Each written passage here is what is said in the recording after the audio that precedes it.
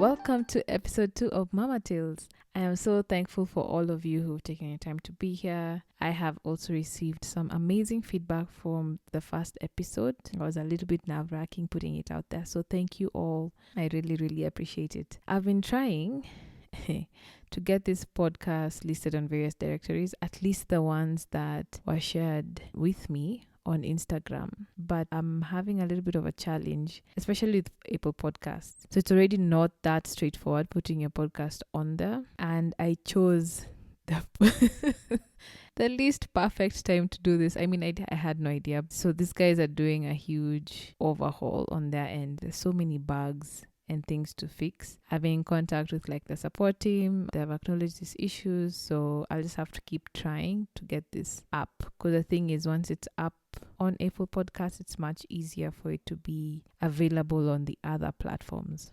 In other news, Mother's Day is coming up. I think the entire month of May should just be Mother's Month.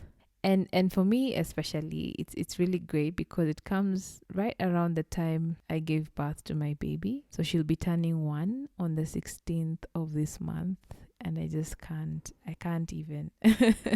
And just to kind of celebrate this beautiful season of her turning 1, and May is also the month I became a mother, I think it would also be really great to use this month as a foundation of this podcast. So what I'm planning to do is, in the span of the next 3 episodes, I'll just be talking about my own personal journey into motherhood. So for example, this episode will be focused on my pre-pregnancy and pregnancy journey. Now, a couple of things will intersect here. So there's the idea of having a fulfilling career, plus the idea of starting and sustaining a family. When I started this journey, I set out to have it all.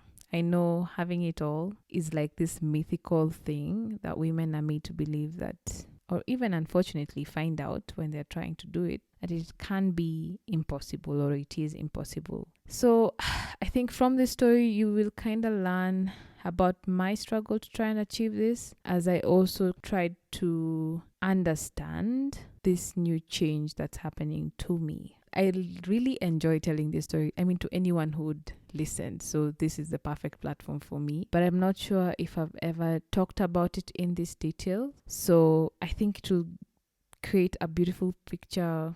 Well, I don't know about beautiful, but it will create a picture that you can use to really understand kind of like my psyche, or the decisions that I made and the choices that I made to be where I am now. So enough of this intro and mumbling, and let's just get right into the juicy story. Oh, juicy. I'm just setting up myself for failure. Let's just get into the story. So we're going to start from the very beginning. I met my husband back in 2011. We had just joined uni. We started out as friends, but quickly into that, I think it must have been maybe a month and a half into meeting each other, we decided to date. Quickly realized that this was for the long haul. So he was my first boyfriend, and I didn't think or imagine I would find another one, or I would want to find another one. So we pretty much realized that this would be for the long haul. So we dated through uni, finished school, and set out to find our individual paths. Each of us got into our careers and then continued checking in until the point where we decided to take the next step and found, or rather settled on a year to get married. So the year was, I think initially it was 2018, but we stuck to 2019. So we also knew that we would want to start a family right after that.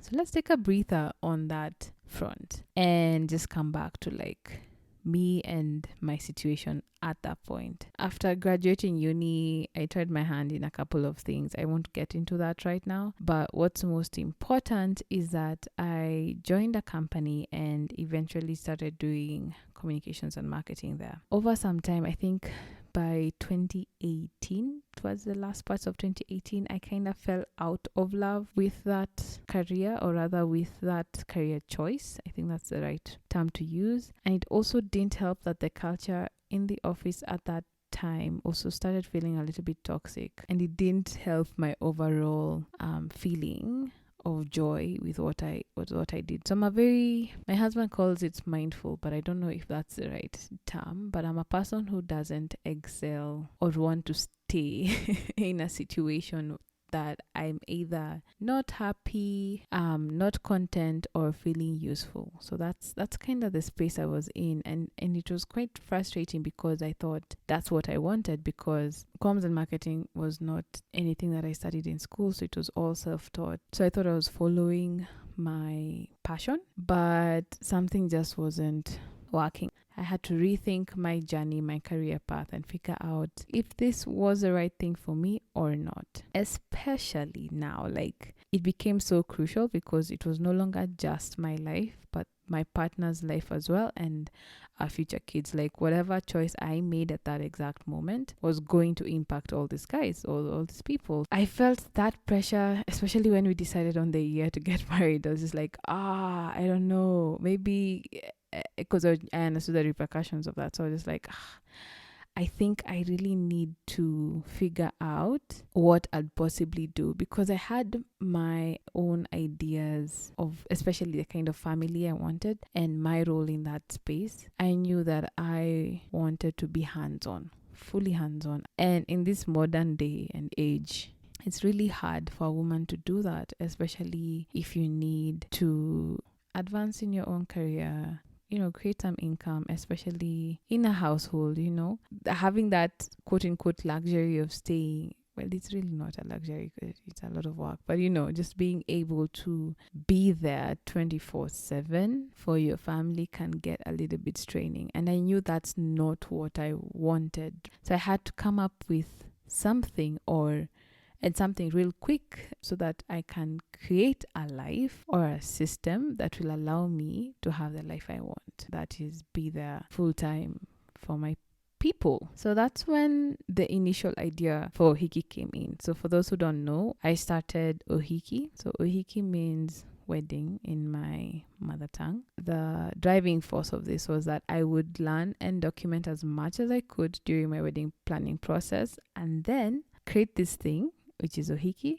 to help others do so when the time reached. It initially started with the idea of create a website, have some content out there. I am a content creator, so it shouldn't be that hard, right? Put up some content out there with things that I've learned, tips that can be shared, and then this platform can continue growing into so many things. I have so many ideas for this thing. This idea, as grand as it is, when executed well enough, I thought would be able to sustain me both financially, quench my career needs or professional needs, and also give me the flexibility to be there for my future babies. I think I bought a domain for it, got a template of a Squarespace to build this site, and just sat on it for a while there as I tried to figure out how I'm going to do it. So I had to have this conversation a lot with my partner, because me deciding, because I knew what would have to happen is that I would have to resign my job, and that would mean for a good long time there he would be the sole breadwinner. So here I am, we've just decided to get married, and I'll be like, okay, so no job, no nothing. Take care of me, please. It was such a hard thing, because I remember the first time we had that convo, I still hadn't figured out what I would do. I could see that he was trying to crunch those numbers in his head, especially with this big wedding coming up.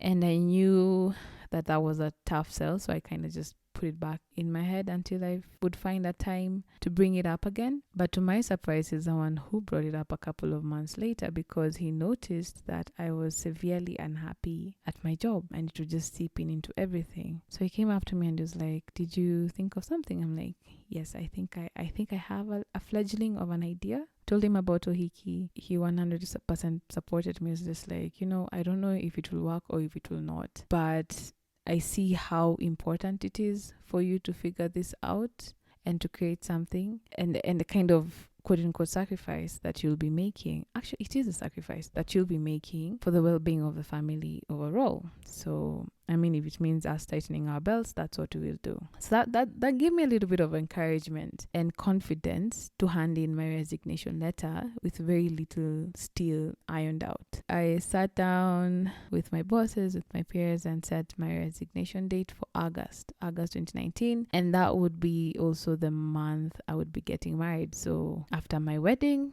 I just wasn't coming back to the office. So wedding came. It was such a beautiful ceremony. We went for the honeymoon, and that was so relaxing and exactly what we needed, because coming out of wedding planning, especially for a wedding that turned out to have over 1,000 guests, it got a little bit crazy. So really, really loved the honeymoon. So immediately we come back, we go house hunting because we'd already set out a notice for a previous place, and we needed to find a place that would be closer to his workplace rather. And I just say this because, so we found a house in under a week, which is great. We moved in on a Friday and settled into a new life. This is pretty much where things get a little bit interesting, because literally the second day we moved into a house, we found out I was pregnant.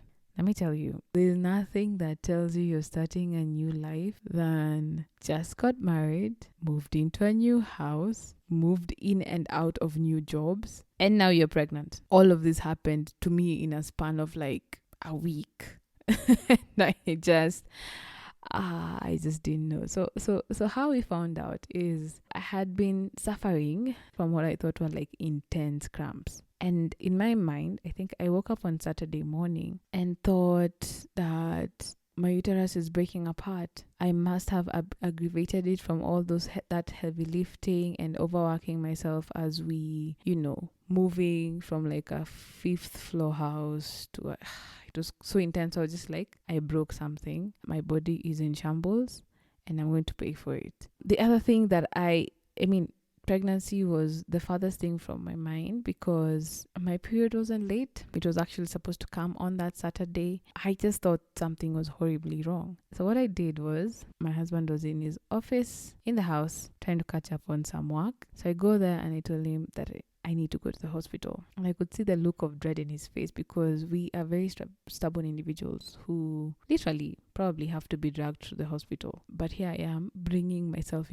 signing myself up and be like, hey, babe, this one. I don't know what's going on, but we need to go to hospital. So we prepare ourselves. A few minutes to 6 a.m., we're on our way to Hosi. So we got there. I get registered, I get into triage, and then they asked me if I could be pregnant. Look at this chick, I'm like, it could be a possibility, but my periods aren't late. It's supposed to come in today. So I'm a person who has very, very, very, very regular periods. So I was just like, when they say they're coming today, they're coming today. So we leave triage, go to the doc, tell him everything that's going on, and he just sends us to do some tests. So there's an ultrasound, there's some blood work, and I'm okay, that's fine. We do the tests. As usual, hospitals take forever. So by the time we're done with the test, it's morning. Okay, it was morning this entire time, but it's like, I think 8 a.m. I'm hungry. So we're like, we just grab our results before we go back to the other doctor, or the doctor who sent us.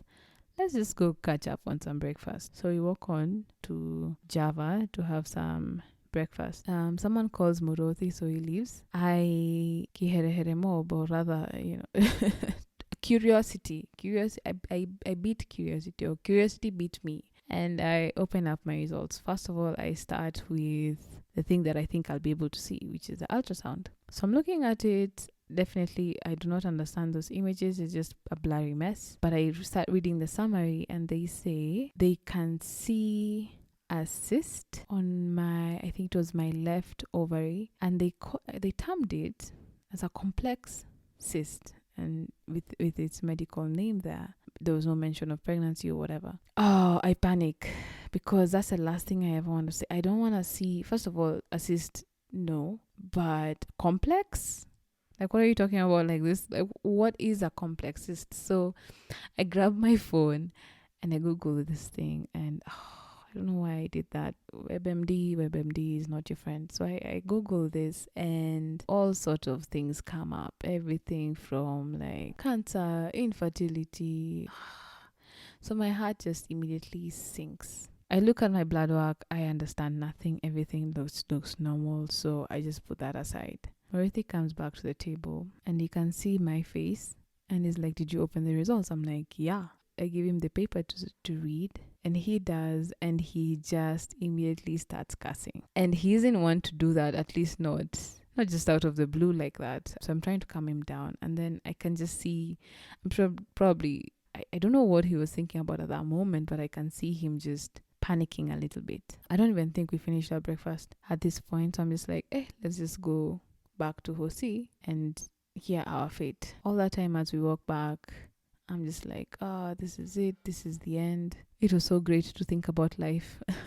But I guess it's not in the cards for me. So we go back to the hospital. The doc we had seen before has already left. His shift is over, so we see somebody else. I give her the results, tells us to wait outside, so we happily do so. And then as we were waiting outside, I don't know what it is. I mean, it's so early in the morning, but there's so many kids around. And then there's this heavily pregnant woman who was just, walking around, leaning on her husband. And I was just like, yo, that will, never be me. So that's what we were talking with Modorothy about, just like, we will probably never get that chance. It was just really, really sad. So the doc comes out, which was odd. I expected her to call us in, and she said, let me go get a specialist for this. I'm like, a specialist? Why do I need why do I need a specialist? I don't think I'm that badly off. So that just made things worse. Anyway, the specialist comes in, calls us into the office again, and just starts going through the results. So the first thing she does is, explain what the cyst is, and she's just like, oh, it's just one of those cysts that could be a tooth. I'm like, what? Or an eyeball or a hairball. So I'm just a little bit saddened by this. And then in there, as she's looking at our blood, or rather my blood work, she says something in the lines of, oh yeah, and you could be pregnant because of these high levels of HCG. And then she just goes on and she moves on right past that. I remember just looking at Maruthi, I'm like, did you hear what she said? Did she say pregnant? Right? And I kid you not, everything that woman said after that entered one ear, left the other. I have no idea or no clue what she was saying, but I was like, pregnant just kept replaying in my mind. Pregnant. So we leave. She prescribes us some folic acid, tells us to come back after 2 weeks so that we can test and confirm with an ultrasound. I'm like, what? So all of a sudden we entered there waiting for some terrible news, and then we came out with possibly good news. We didn't want to celebrate just yet because I wasn't too sure about it. Also, it happened too quick. I know we said we wanted to start a family immediately after, but in our minds we were thinking like January 2020, not September 2019. So that was a thing. So I remember when you're waiting at the pharmacy for the stuff. So all of a sudden it just changed from, oh, are we having a baby? When will the baby be born? When, just excitement. Are we telling anyone? No, we can't tell anyone. What's the procedure? What's what? Anyway, so that's pretty much how we found out I was pregnant. And I told someone that story, and they asked me, why didn't you just take a pregnancy test, an at-home pregnancy test, like when you came back? Because believe me, I waited for 2 weeks to go and confirm that I was pregnant. It never hit me that I could just get a test. Anyway, the pain continued for another 2 days. And the thing is, so in my mind I was just like, this has to be implantation, but I've never had anyone complain about these cramps. At the I started shukuing myself, or rather I started doubting my own pain tolerance, because I'm like, why is it intense? Because what would happen is around 3 a.m. for 3 continuous nights, I would wake up with so much pain that I had to go to the loo and vomit out saliva. That's the only time I would find relief, and just walking, trying to relieve that pain. 2 weeks later, we go get confirmed, you're pregnant, and thus begins my first trimester. Thinking back at the pregnancy, physically, I was okay. For that first trimester, I only had a bit of nausea and extreme fatigue. However, I struggled mentally. So here I am, just got married. I had a plan, and clearly that plan either had to be fast-tracked or I had to rethink it. So I started second guessing my decision to leave steady employment, because now like right now I started thinking about like the benefits. Started thinking about insurance. I mean, definitely I was covered under my husband's, but I was like, it would have been great to just have my own. The other thing is that I felt like I hadn't had the time to figure stuff out. In a few months, the baby would be here, and that wasn't ideal. I thought I'd buy myself a bit more time. Also, I was extremely tired all day. Like, I would wake up tired. And so I didn't have the energy to do anything, let alone the motivation to do it. Honestly, I remember I saw a colleague of mine when I was just like in the middle of that first trimester, and she'd just given birth, and I was like, how are you coming to work with this fatigue? Because it doesn't make any sense. I was just like, to me, it was just the worst. It was the worst kind of fatigue I'd ever really felt. The other thing that I struggled with was just like that tough transition from working in an office every day to working from home. So the first week is okay, you're good, you're cheaper, you're great. The second week, things start going downhill, and then by week 4, you're in a complete dump. And the only time I saw this again, at least with somebody else, was my husband during the pandemic, because now he couldn't go into the office. And I saw that this was actually something that would happen to everyone.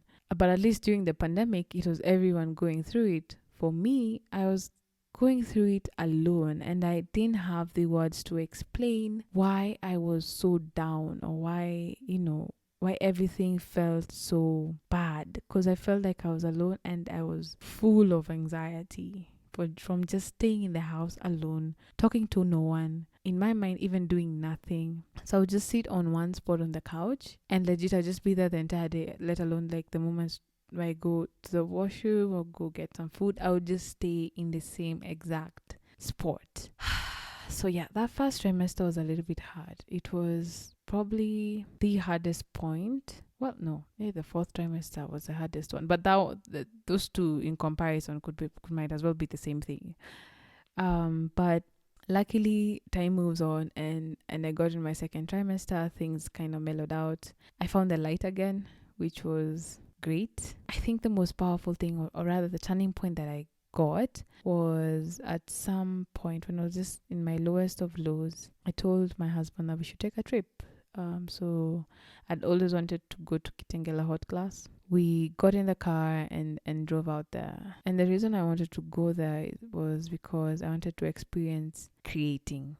Being there and watching these glass makers create beautiful pieces brought back the joy that I felt when I create something. Because there were days, I remember way back in 2015, I was going through grief from my father dying quite unexpectedly, and not knowing what I wanted to do with my life. So I started doing DIY deco stuff. So I'd build things from my hands. I even got blisters from hammering and injured myself with nails and things like that. But I received so much. I think it even felt very therapeutic from creating things like that. And then even earlier in my career, I had started like creating content. I was dabbling into photography. I went into videos, so I would create videos for YouTube, which was really great, right? Until I thought I had to get a real job.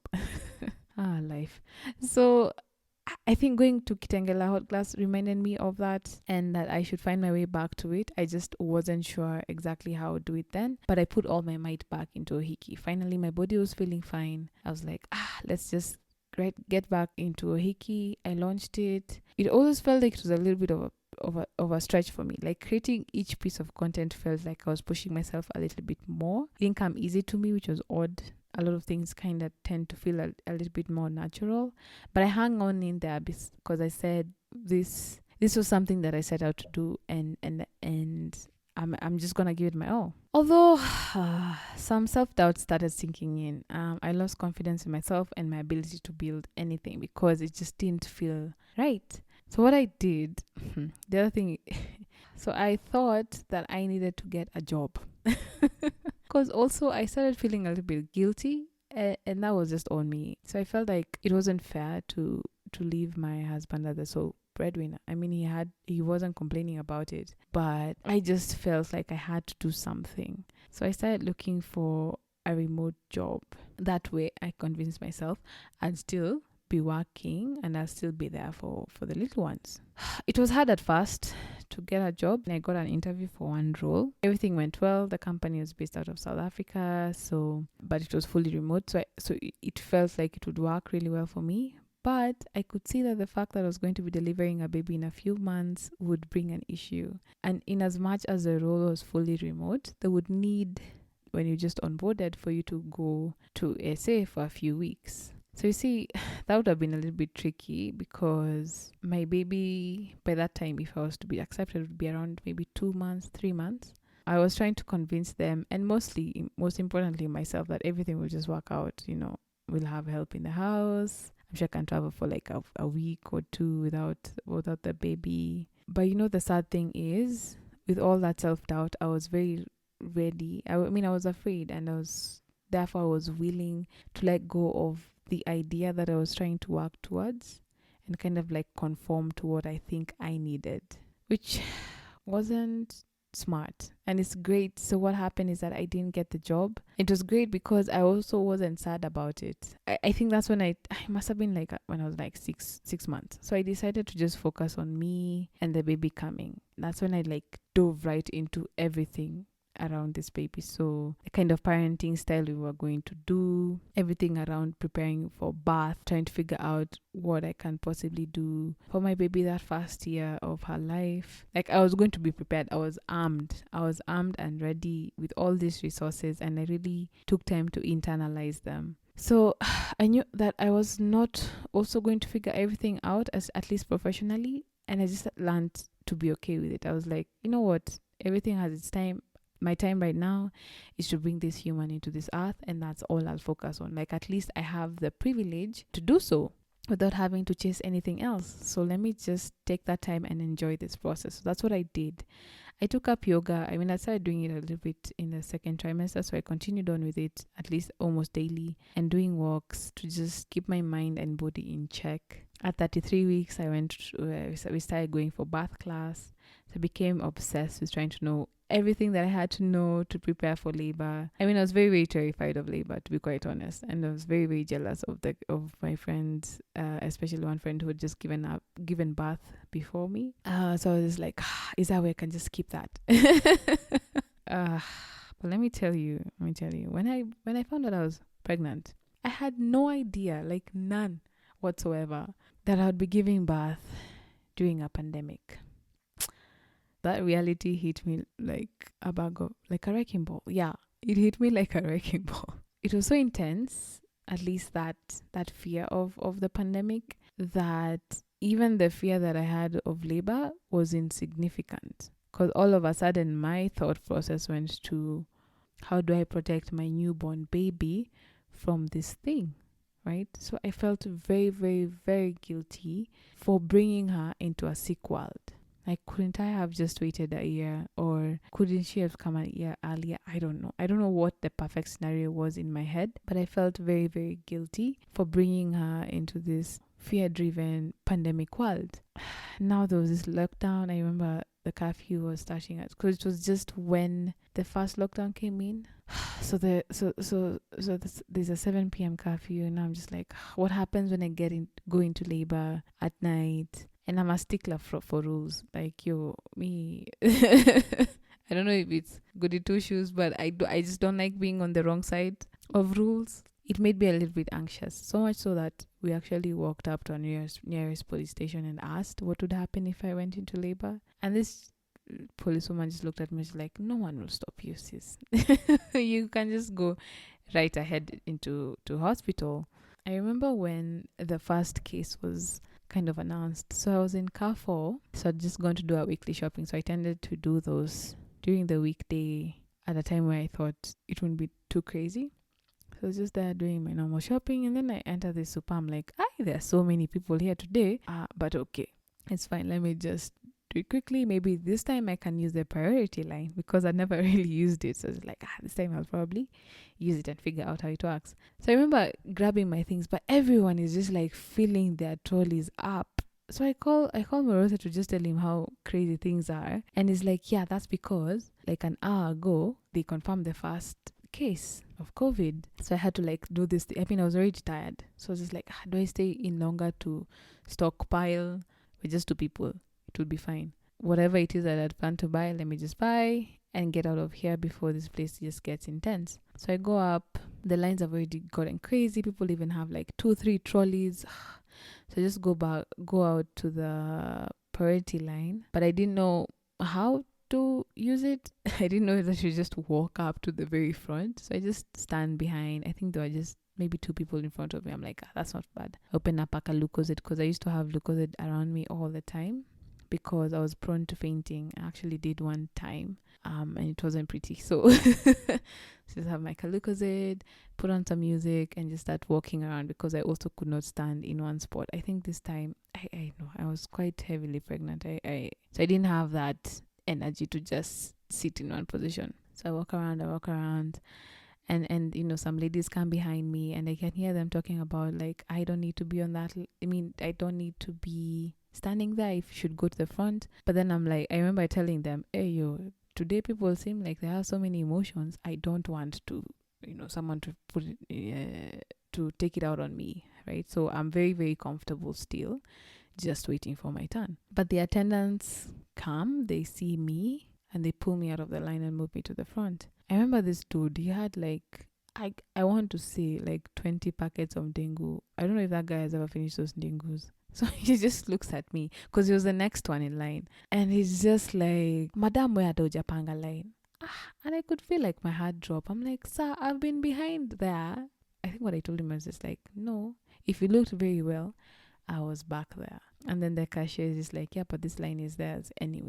So what actually happened is I didn't know this as I was unloading my trolley, is that like another 3 women came behind me and they were also very pregnant. And this guy's actually even had like proper trolleys. So this guy is like visually mad. And then I'm just like, let me finish my stuff.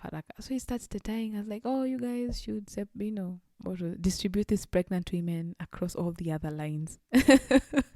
Like we are baggage. Just distribute them across this other line.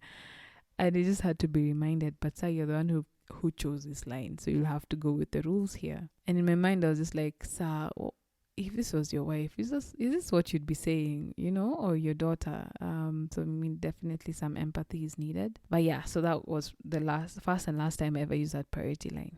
So here we were, pandemic has set in, trying to understand how that will affect my birthing experience. I quickly realized that I won't have, it's not like I was planning of having a lot of people in the labor room, but yeah, that would not be happening. I didn't know what the procedure will be to take care of us when in the hospital, especially a hospital that also carried guys that had COVID. There was just a lot happening in my head. When you realize you can't change anything, you just hope for the very best. That's what I did. I just hoped for the very best. One thing at a time. I just had to give birth to this baby. And I think that's where I'll stop this story. At least we'll pick it up from there next time. But just to give some highlights, because I know I didn't get too into the physical part of pregnancy, but some of the highlights for me were, like, for one thing, I was not expecting the sheer thirst of that first trimester. Like, that caught me off guard. Like, I was constantly thirsty. So that and then that also translated to many trips to the loo. The other thing that this one I completely loved was her kicking. Like, I would even, if anyone asked me, like, I'd just put their hand on my tummy when she's kicking. So those were me and her moments, and I would love them, every single bit of them. I miss them until now. The other thing that is crazy, because I still feel it this way, is that I feel like I had a very different relationship with the baby that was in my tummy than the one who came out. I feel like I had to learn her again and say goodbye to the one that was in my tummy. I don't know if that makes any sense. Those guys who've given birth, tell me that if you felt that kind of distinction, or it's just me and my weird self. So next time, I think we'll pick up this story from here. I'll be talking about, like, the frame of mind that I was in right at the height of the pandemic and the lockdown, and trying to see how I'm bringing this child here. And then I'll also talk about how learning that a bath plan is just a fancy piece of paper or idea. And I even wrote it down. And then, we also talk about me trusting my body, or having to trust even the people around me to bring my baby to me. So yeah, so that's it for this episode. I hope you enjoyed it. Please let me know if you did, or any feedback really that you have about this pod. Please let me know. Mostly still the main form of communication is my Insta until I find a better way of doing this. So you can find me on Instagram at Sally Mogore. I'll leave my details at the description of this episode. I've received a lot of interest from moms who want to be on the pod. Huge reminder again for anyone who wants to take part in this podcast. Let me know. Hit me up on my DMs or on WhatsApp. I am very excited to start recording some of these stories. I'll be doing a lot of the recording remotely. Feel free, just let me know, and then we'll set up a time and date and record. That's where I'm going to end this podcast. Thank you so much for taking the time to listen. Please share it if you feel like you want to, and I will catch you guys later in the next episode in 2 weeks. Bye.